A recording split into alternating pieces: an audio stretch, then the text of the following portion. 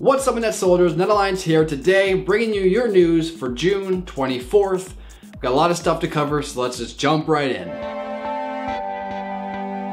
3, 2, 1.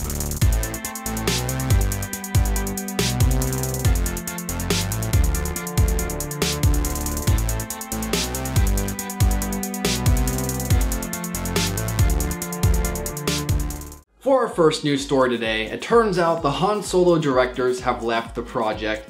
Now, for what reason, they didn't exactly state. They said creative differences, which everyone says that, but I'm sure it's because they did something and Disney didn't like it, or Lucasfilm didn't like it, and so that didn't happen. So, oh my god, the Han Solo film lost its director. What are we going to do? Oh my god. But wait, just wait. It turns out that there is actually a new director on board, and that's in the form of Ron Howard.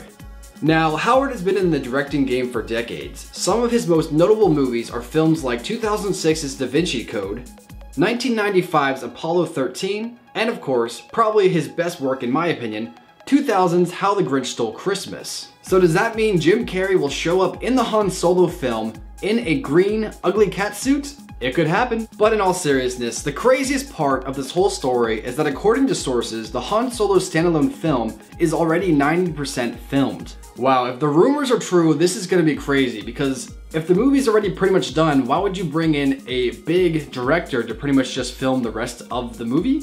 Do you know, it makes more sense, maybe they're doing reshoots? Whatever the case, make sure to stick to the NetAlliance channel for more news and updates on this story.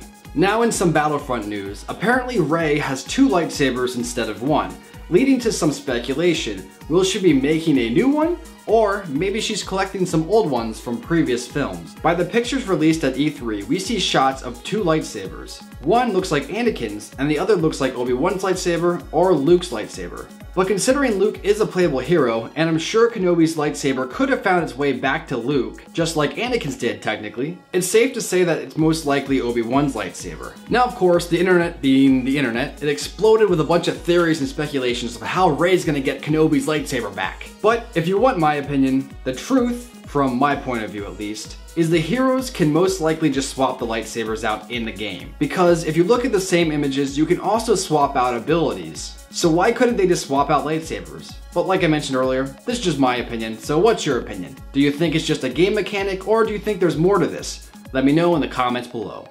And for our final story, is Star Wars The Clone Wars returning? No, probably not, but maybe. There's always hope. It has been recently revealed that Ashley Eckstein, I think it's Exton, so I'm just gonna go with that. Someone will correct me in the comments below, so we'll continue the story now. Ashley Eckstein, who is the voice of Ahsoka on The Clone Wars, and Matt Lanter, who's the voice of Anakin on The Clone Wars, have recorded new material with each other for a future unknown Star Wars project. Now, some have speculated that they are recording their voices for the future TV show called Forces of Destiny, or as my fans call it, Star Wars for Girls. But considering Forces of Destiny releases on July 10th, I'm gonna go ahead and say it definitely isn't for that.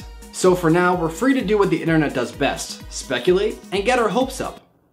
And then get crushed by something. That's usually how it goes. So I guess the best question for the story is, would you like to see the Star Wars Clone Wars return? What do you think this project is they're working on? Let me know in the comments below. But this is your net news for this week. Please remember to like and subscribe for more videos, and until next time guys, I'll see you tomorrow. Peace.